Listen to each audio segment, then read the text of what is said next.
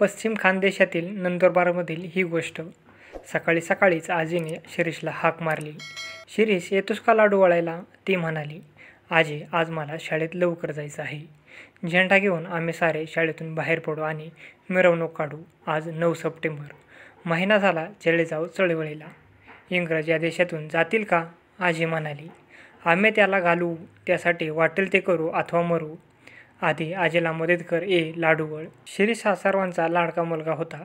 शाळेतील त्याचा अभ्यास चांगला होता. तो हस्तलिखित पत्रिकेत लिहायचा, मुलांना जमवून खेळ खेळायचा, घरी स्वयंपाकात मदत करायचा, विजेचा दिवा बिघडला तर दुरुस्त करायचा. शिरीषला अशा अनेक गोष्टी करता येत. शिरीष लाडू वळत बसला. दुसऱ्या दिवशी त्याच्याकडेही कसला तरी घरगुती कार्यक्रम होता, म्हणून तयारी चालू होती. घड्याळात 11 वाजले. शिरीष ताडकन उठला. आजी, जातो गं, असे म्हणून तो निघून गेला. शाळेत मुले आली होती. शिरीष येतात सारे त्याच्याभोवती जमले. शिरीष, ते बघ, पोलीस सरकारने मिरवणुकीला झेंडा न्यायला बंदी घातली आहे, एका मुलाने माहिती दिली. असू दे बंदी, पोलीस काय करतील? फार तर लाठीमार करतील, मिरवणूक उधळून लावतील, एवढंच ना. आपण भ्यायचं नाही. आपल्या देशाचे आपण शूर शिपाई आहोत. शिरीषने सर्वांना गोलाकार उभे केली. एकाच्या हातात झेंडा दिला. इतक्यात एक पोलीस झेंडा हिसकावायला आला. त्या मुलाने तो दुसऱ्याच्या हातात दिला. पोलीस तेथे गेला, तोच झेंडा तिसऱ्याच्या हातात. पोलीस चिलडा आणि तनतना निघून गेला. मुलांनी जय जयकार केला. करेंगे या मरेंगे, 40 कोट नाही दमेगे, असे जयघोष झाले. मिरवणूक सुरू झाली. दारातून खिडक्यातून मोठी माणसे लहान मुलांची हिंमत पाहत होती. मिरवणूक मुलींच्या शाळेजवळ आली. वर्गावर्गातून सगळ्या मुली बाहेर पडल्या. जयघोष करत त्या मिरवणुकीत सामील झाल्या. मिरवणूक कोर्टाजवळ आली आणि शिरीषने तिथे भाषण सुरू केले.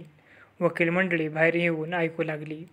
भाषण संपले आणि मिरवणूक पुढे गेली. तेवढ्यात पाठीमागून लाठीबार आणि गोळीबार करत पोलीस आले. मुलांची पांगापांग झाली. काही धीट मुले उभी होती. काही मुली न भिता न पळता गल्लीच्या तोंडाशी उभ्या होत्या.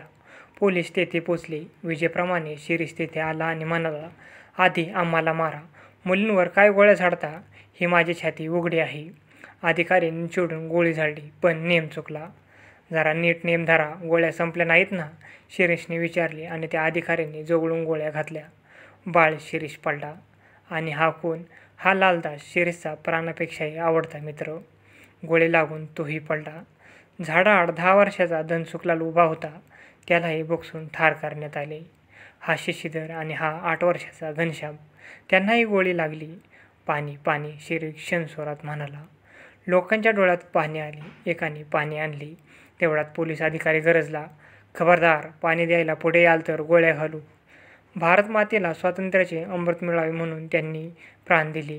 पाणी पाणी करत, स्वराज्य स्वातंत्र्य म्हणत, महात्माजींचे नाव ओठांवर खेळवत त्या मुलांनी मरण पत्करले. ती अमर झाली. धन्य ती तेजस्वी मुले, धन्य तो शिरीषकुमार आणि धन्य त्याची ती बालसवंगडी.